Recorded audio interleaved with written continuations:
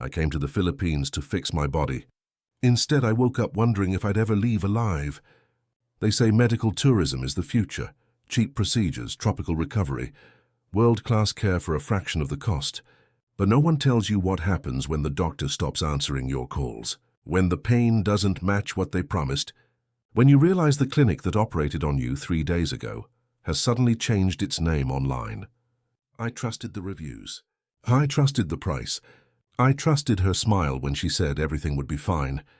And somewhere between the operating table and the hotel room, where I woke up bleeding through my bandages, I realized I'd made the kind of mistake you don't recover from, not just physically, but in every way that matters. If this story makes you think twice, hit like and let us know in the comments where you're watching from. These stories matter. A man reached out to us through an expat forum. He didn't want his real name used, but he wanted others to hear what happened. This is his account in his own words. I was sitting in a budget hotel room in Makati when I first found the website. Late at night, scrolling through medical tourism pages on my laptop, my knees throbbing after another long day of doing nothing. I'm 62, retired civil engineer from Bristol.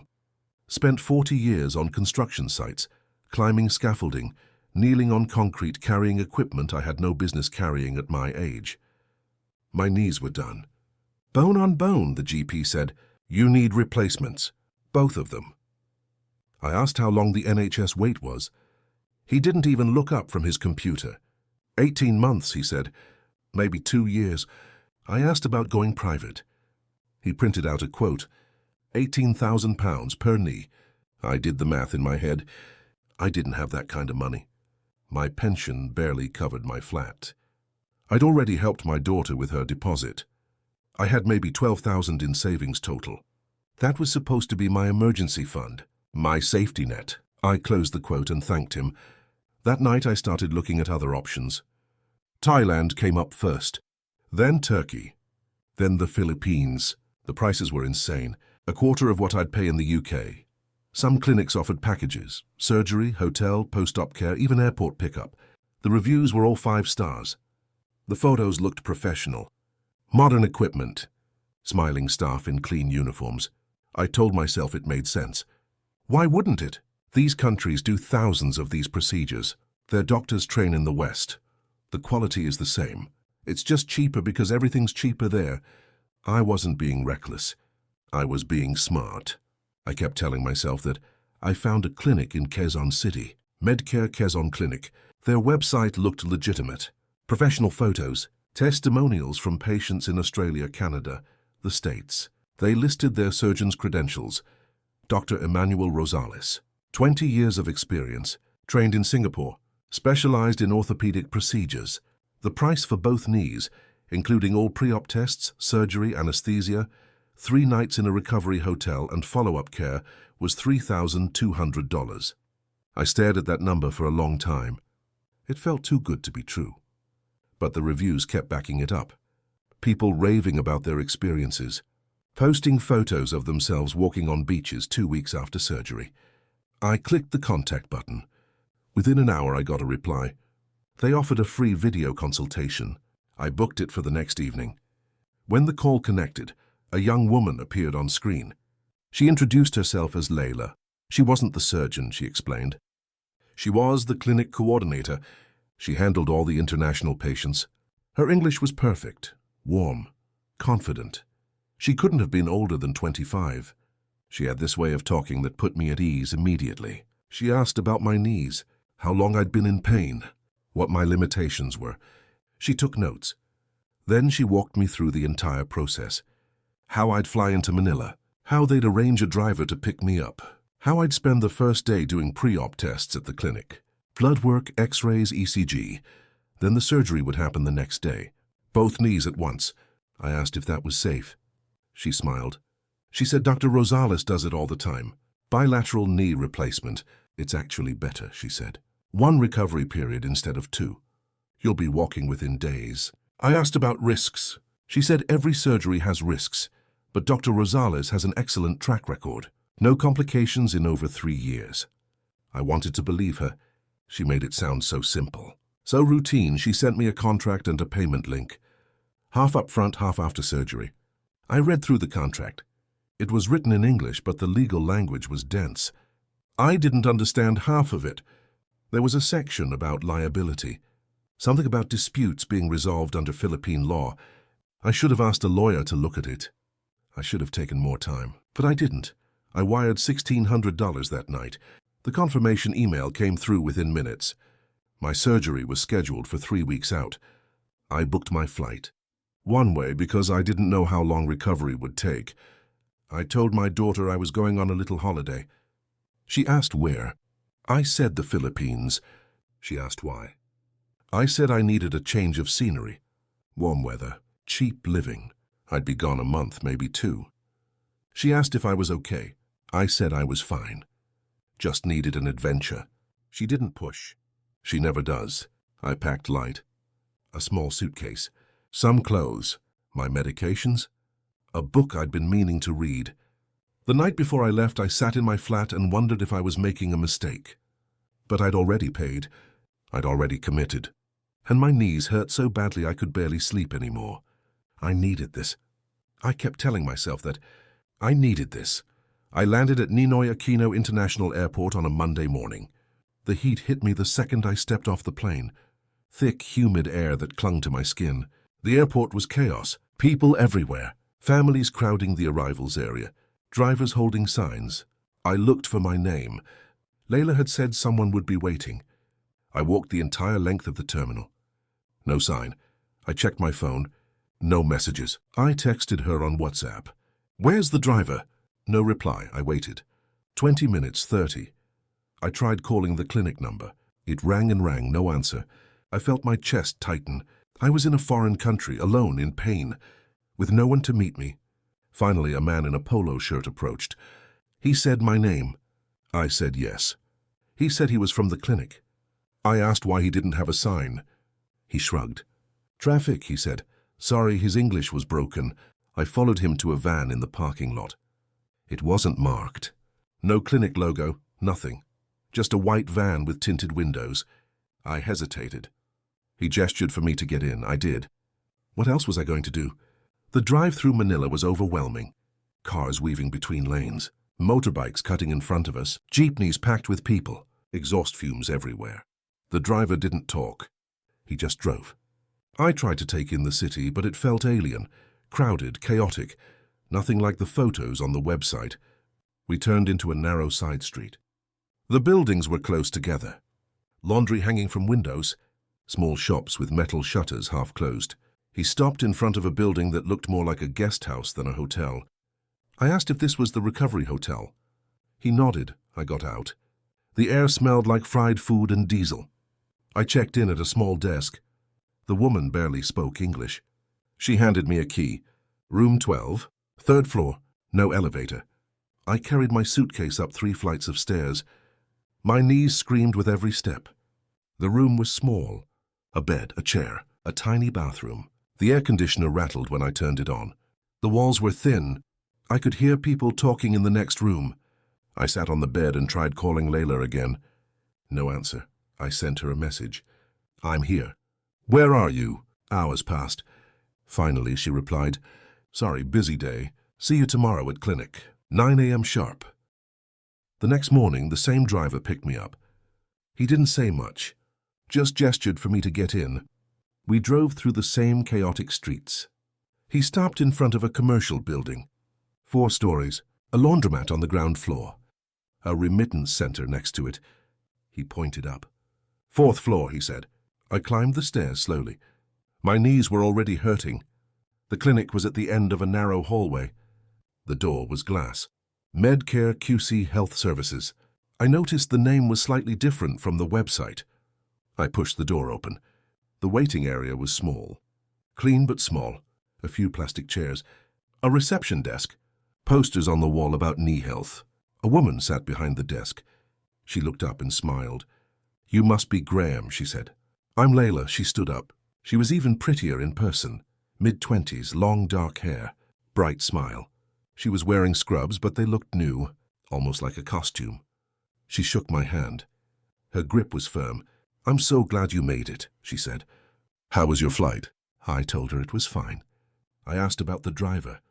Why, there was no sign. She apologized. She said they'd had some staffing issues. It won't happen again, she said. She led me to a small exam room. She took my blood pressure, asked me to fill out forms. Medical history, allergies, emergency contact. I wrote down my daughter's number. Layla chatted while I filled out the paperwork. She asked about Bristol. If I liked the weather there, if I was excited about the surgery. I said I was nervous. She smiled. That's normal, she said, but you're in good hands. Dr. Rosales will take care of you. I asked when I'd meet him. She said soon. He's with another patient. I waited. An hour passed. The room was cold. The air conditioning was too high. I could hear voices in the hallway. Tagalog, I couldn't understand any of it. Finally, the door opened. A man walked in, 50s, gray hair, glasses. He introduced himself as Dr. Rosales. He didn't shake my hand. He just sat down and flipped through my forms. He asked if I had any questions. I asked about the procedure.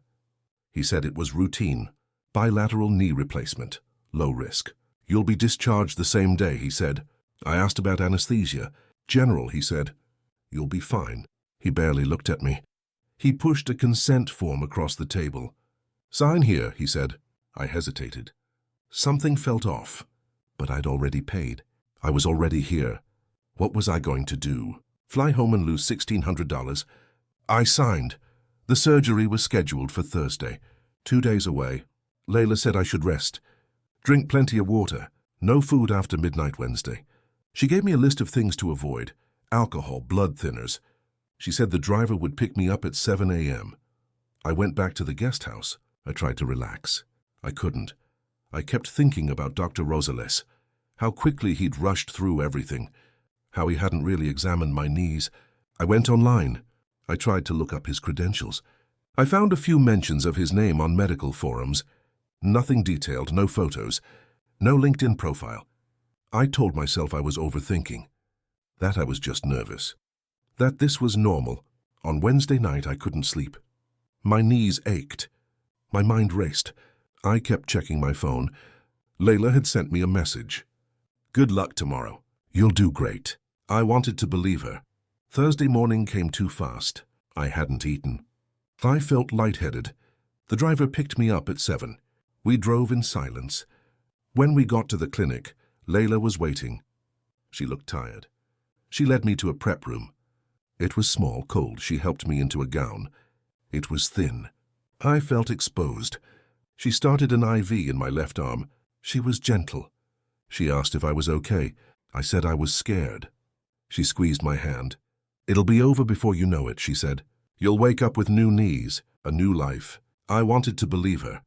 Another nurse came in, older. She didn't speak English. She checked my vitals, wrote something on a chart. Then they wheeled me out. The hallway was narrow. Fluorescent lights. The operating theater was at the end. The doors swung open. The lights inside were blinding. I saw equipment, monitors, a table in the center. The equipment looked old, not like the photos on the website. I felt panic rising. I tried to sit up. Layla put her hand on my shoulder. Just relax, she said. Dr. Rosales appeared. He was masked, gloved. He said something in Tagalog.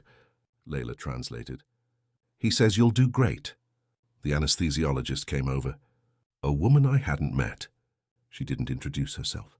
She injected something into my IV. The room started to blur. I tried to ask what it was. My tongue felt thick. The lights above me started to spin. I heard voices, distant, muffled. Then everything went black. When I woke up, I didn't know where I was. The room was dim. I tried to move. Pain shot through both my legs, sharp, intense. I gasped. Someone touched my arm. It's okay, a voice said. You're okay. I turned my head. Layla was sitting beside me. She was scrolling through her phone. She looked up and smiled. All done, she said. You did great. I asked what time it was. She said it was almost noon. 2 hours, she said. That's how long you were under. I tried to sit up. The pain in my right knee was unbearable. It felt like something was tearing inside. I winced. She told me to stay still. That's normal, she said.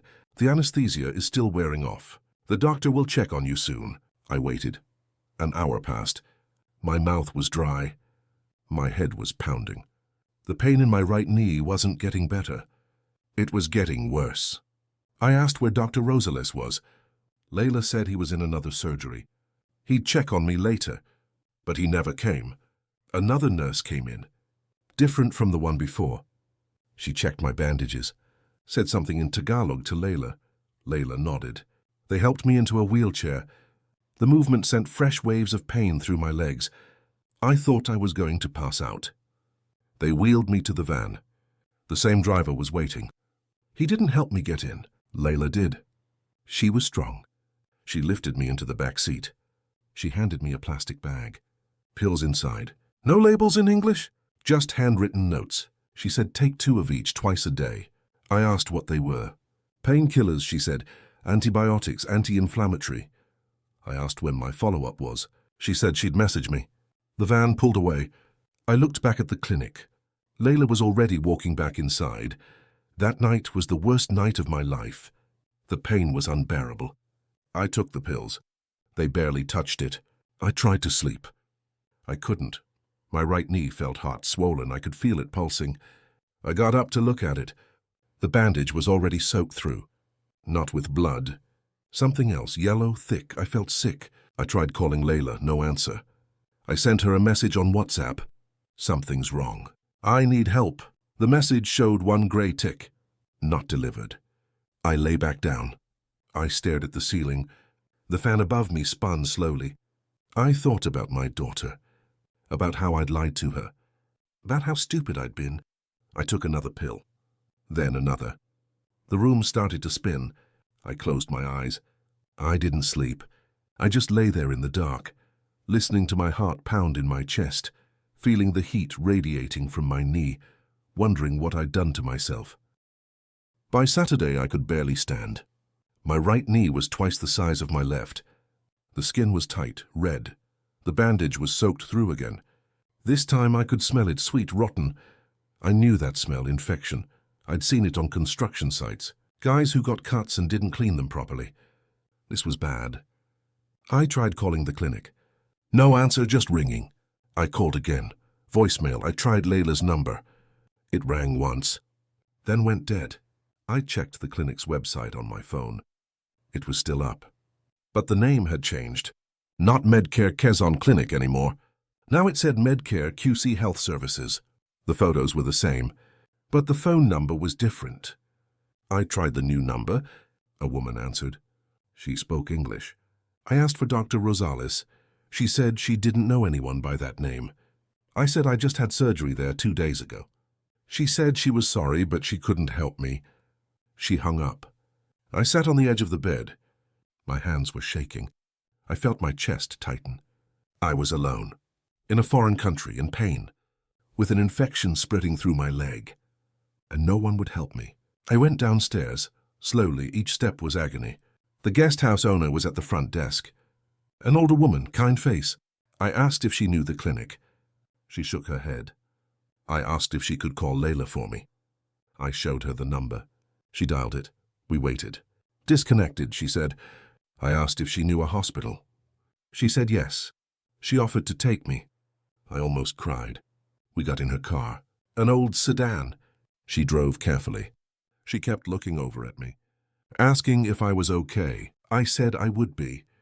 I was lying. The public hospital was chaos. The emergency room was packed. Families sitting on the floor, children crying, old men slumped in wheelchairs. The smell hit me first, disinfectant mixed with sweat. I waited at the triage desk. A nurse finally called me over. She took my temperature, 39.2 Celsius. She asked what happened. I told her, surgery, infection. She wrote something down. She called for a doctor. He came over 20 minutes later, young, exhausted, dark circles under his eyes. He asked me to sit. He unwrapped my bandage. The smell got worse. He didn't flinch. He examined my knee. The skin was blistered, weeping. He pressed gently. I nearly screamed. He asked for the clinic's name. I told him. He asked for the surgeon's license number. I said I didn't have it. He looked up at me. His face hardened. This is a post-op infection, he said. Possibly staph. You need IV antibiotics. Maybe surgery to clean it out. But we don't have a record of your procedure. We don't know what was done. We can't treat you properly without that information. I begged him. Please, I said. I'll pay, whatever it costs. He sighed. He admitted me anyway. They put me in a ward. 6 beds, all full. One man was dying. I could tell by the way the nurses moved around him, quietly, carefully. Another man screamed in his sleep. Every night, the same scream. I lay there with an IV in my arm, antibiotics dripping into my bloodstream. A nurse changed my dressing twice a day. She never said anything, just unwrapped the old bandage, cleaned the wound, wrapped it again. On the 3rd day, a different doctor came, older, sterner. He examined my knee. He said the infection was deep, in the joint. They might need to operate again. I asked if they could. He said it was risky. The tissue was compromised. He asked again about the original surgery. What exactly was done? I admitted I didn't know. He shook his head. Medical tourism, he said. This is what happens. You go cheap. You pay for it later. I felt shame, anger, fear all at once. I spent 2 nights in that hospital. I already owed money. The bill was climbing. I hadn't even finished paying for the surgery that caused this. I tried calling the UK consulate. I found the number online. A woman answered. British accent, professional. I explained my situation. She listened. Then she said they couldn't intervene in medical disputes. It was a private matter. I asked if there was anyone who could help. She gave me the number of a lawyer who worked with expats. That was all she could do. I thanked her. I hung up. I stared at the ceiling. I was on my own. On Thursday, they discharged me. The infection was under control. Barely. They gave me a week's worth of antibiotics. Told me to follow up if it got worse. I went back to the guest house. I could barely walk. The owner helped me up the stairs. She brought me food, soup, rice. I couldn't eat. I just lay in bed staring at the wall, wondering how everything had gone so wrong. My phone buzzed. A message from an unknown number. Hi, Graham, this is Layla. Sorry I lost my phone. Are you okay? I stared at the screen, relief, then anger. I called the number. She answered on the 2nd ring. Her voice was the same, cheerful, light, like nothing had happened. I asked where she'd been. She said her phone was stolen. She'd been dealing with family stuff. She was sorry. I told her about the infection, the hospital, the pain. She sounded concerned. Oh no, she said. I'm so sorry. I'll talk to Dr. Rosales. We'll figure something out. I asked if the clinic was still open. She paused. We've had some issues, she said. We're restructuring. But I can still help you. I asked if I could get a refund. She said it was complicated. You didn't finish the full recovery program, she said. You got treated elsewhere. That voids the agreement. I felt my blood pressure spike. I got treated elsewhere because you disappeared, I said. Because the surgery went wrong. She went quiet. Then she said she'd meet me tomorrow. We can talk in person, she said. Maybe work something out. I agreed. What else could I do? The next day she showed up at the guest house. She wasn't in scrubs. Just jeans and a loose top. Her hair was down. She looked younger. Less professional. She sat across from me in the small lobby. The owner watched from behind the desk. Layla spoke quietly. She said Dr. Rosales was upset. He thinks you're trying to ruin his reputation, she said. I laughed.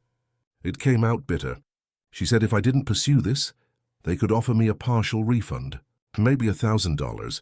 I said that wasn't enough. She shrugged. It's better than nothing, she said. I asked why the clinic changed its name.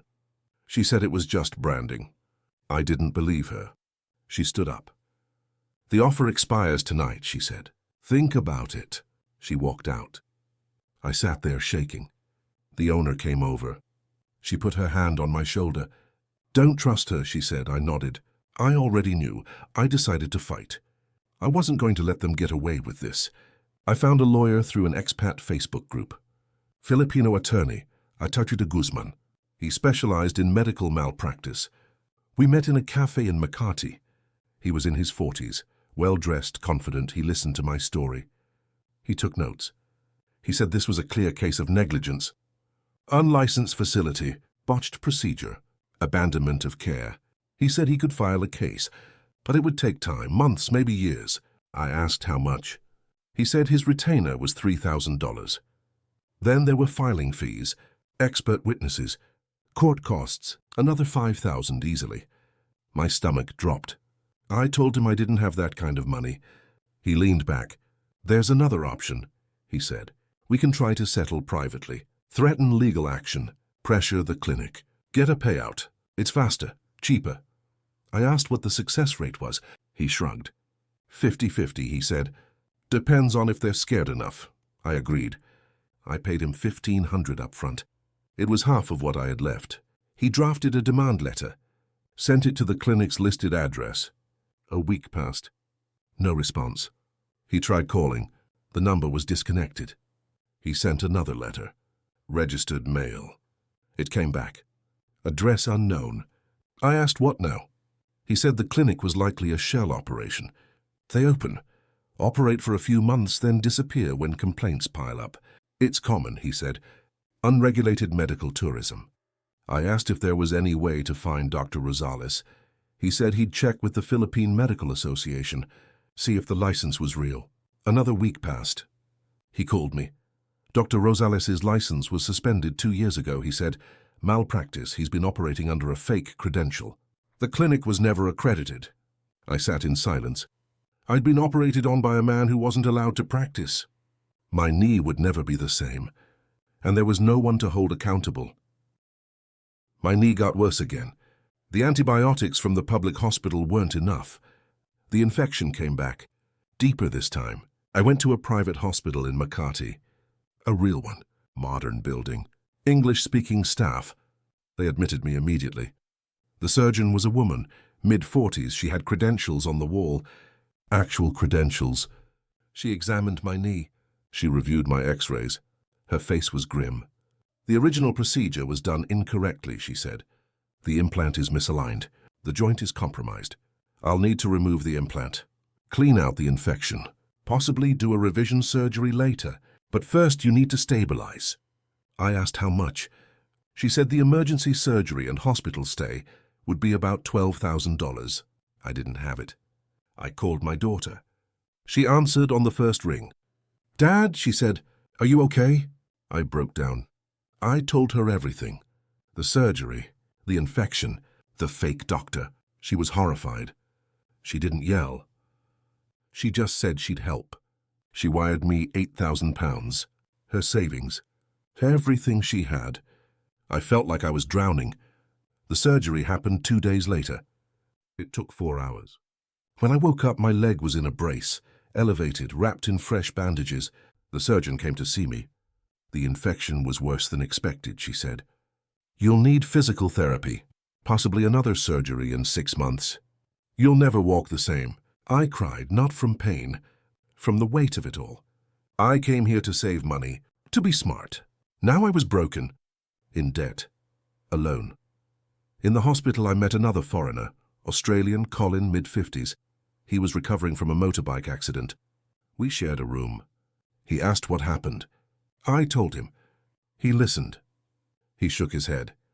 I've heard this story before, he said. Too many times. Medical tourism in Southeast Asia is a minefield. Some clinics are world-class. Others are scams.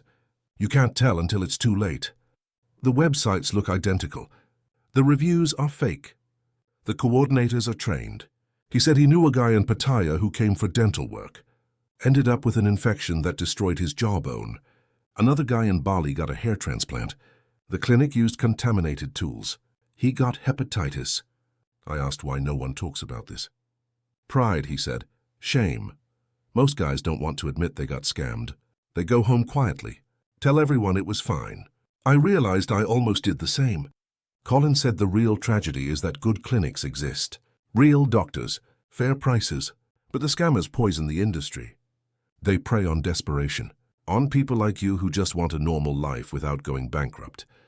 He gave me the name of a Facebook group, Medical Tourism Survivors. He said I should share my story. Warn others, it won't fix what happened, he said, but it might stop someone else. I wrote it down. That night I joined the group. I posted my story. Within hours, the replies flooded in. Dozens of people with similar experiences, botched surgeries, fake clinics, disappeared doctors, and just as many people thanking me, saying they were about to book a procedure. Now they wouldn't. I felt something shift. Not relief, not redemption. Just a small sense that maybe this had some purpose. 2 days before I was discharged, I got a message from Layla. It was long, rambling, defensive. She said she was sorry things went wrong. But it wasn't her fault. She was just the coordinator. She didn't perform the surgery. Dr. Rosales was supposed to be legit. She didn't know his license was fake. She was just trying to survive. Her family depended on her income. She made commissions from referrals. That's how the system works. She said I shouldn't have gone to another hospital. That's what made the infection worse. If I'd waited, they would have fixed it. She said she was blocking my number. She couldn't deal with angry clients anymore. It was too much stress. The message ended with, "I hope you heal, but please don't contact me again." I read it 3 times. I felt pity. I felt rage. She was 24, probably lied to by Dr. Rosalise the same way I was. But she still took the money. She still smiled. She still disappeared. I didn't reply. There was nothing to say. I deleted the message. I blocked her number. I was done. I was finally cleared to fly. The private hospital discharged me with a stack of medical documents, prescriptions, a follow-up plan for when I got back to the UK. My daughter booked me a direct flight to Heathrow. She said she'd pick me up. I packed my bag in the guest house one last time. The owner brought me tea. She said she was sorry. She'd seen this before. Foreigners coming for cheap medical care, leaving in worse shape. I thanked her. I tipped her everything I had left. At the airport, I was in a wheelchair. My knee was braced, immobile. I couldn't bend it. Security waved me through.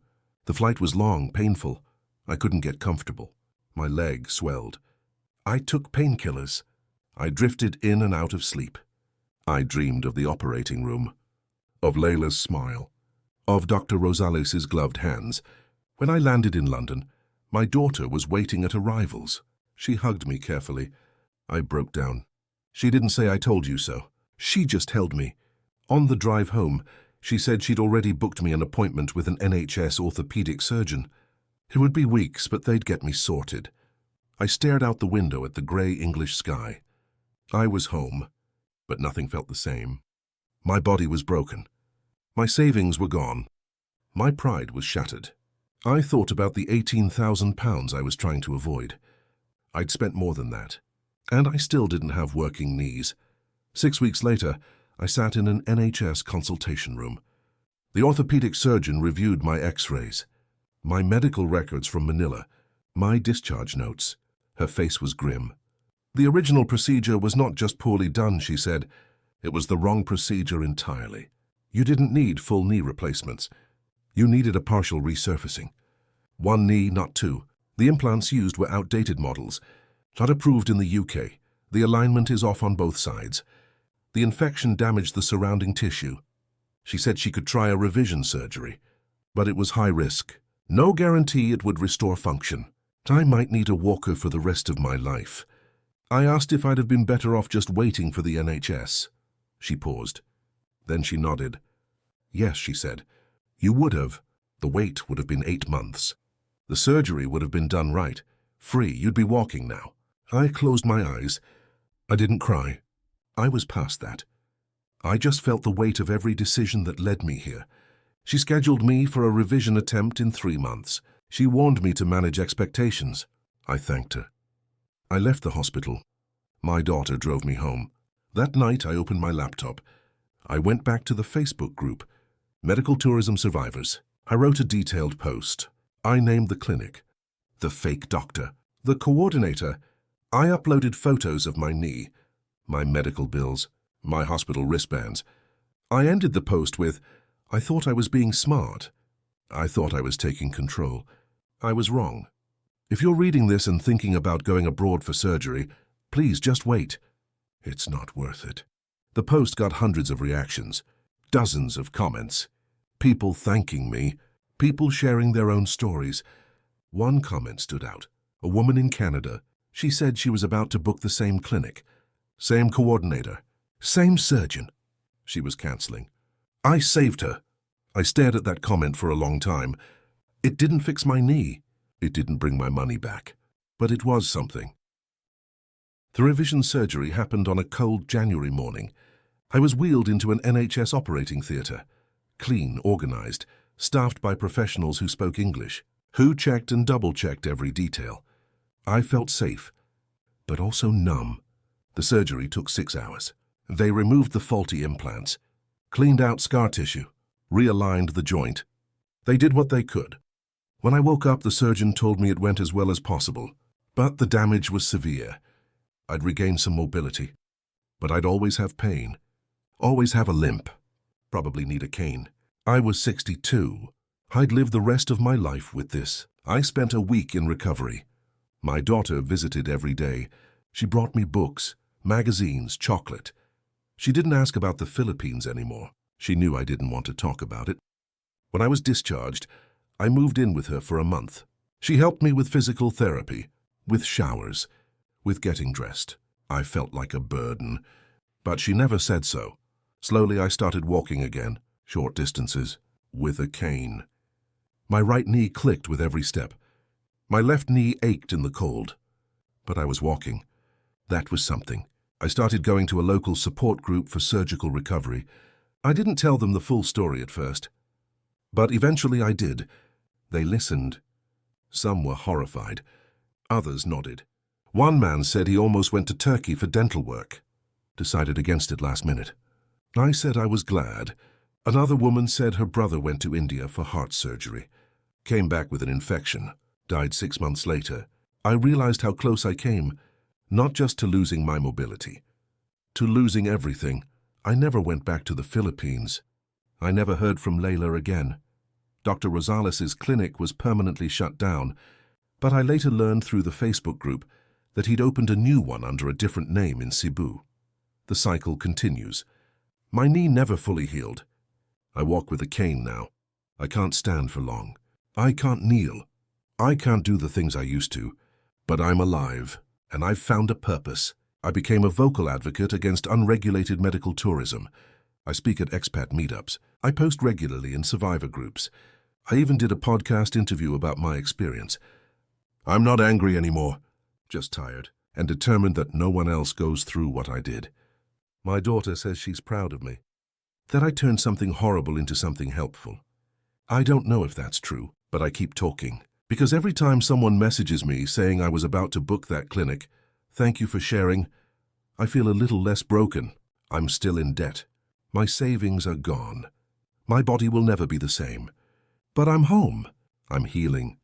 And I've learned the hardest lesson of my life. Some bargains cost more than you'll ever get back, not just in money, but in time, in dignity. In the body you'll never get back. I don't regret wanting to fix myself. I regret thinking there was a shortcut. There never is.